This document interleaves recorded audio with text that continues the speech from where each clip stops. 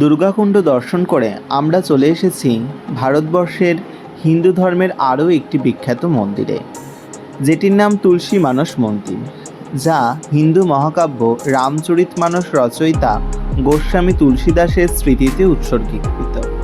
এই মন্দিরটি 1964 সালে বিড়লা পরিবার তৈরি করেন, যেখানে সাদা মার্বেল পাথরের ওপর রামচরিতমানসের বিভিন্ন ঘটনা ও শ্লোক খোদাই করা আছে। এটি বারাণসীর একটি গুরুত্বপূর্ণ স্থান, যেখানে পর্যটকেরা রামায়ণের কাহিনী ভিজুয়ালি দেখতে পান।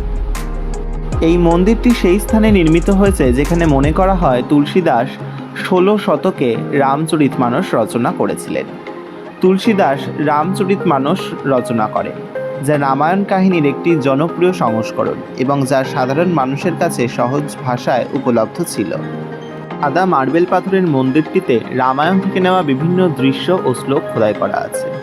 এই মন্দিরটি শুধু বারাণসীর জন্য নয়, সমগ্র ভারতের জন্য একটি গুরুত্বপূর্ণ স্থান, যা হিন্দু ধর্মের ইতিহাসে একটি বিশেষ স্থান অধিকার করে রয়েছে। তুলসী মানস মন্দির বারাণসীর একটি উল্লেখযোগ্য স্থান, যা পর্যটকদের আকর্ষণ করে এবং যেখানে দর্শনার্থীরা রামায়ণের কাহিনী ও দর্শনে মুগ্ধ হন।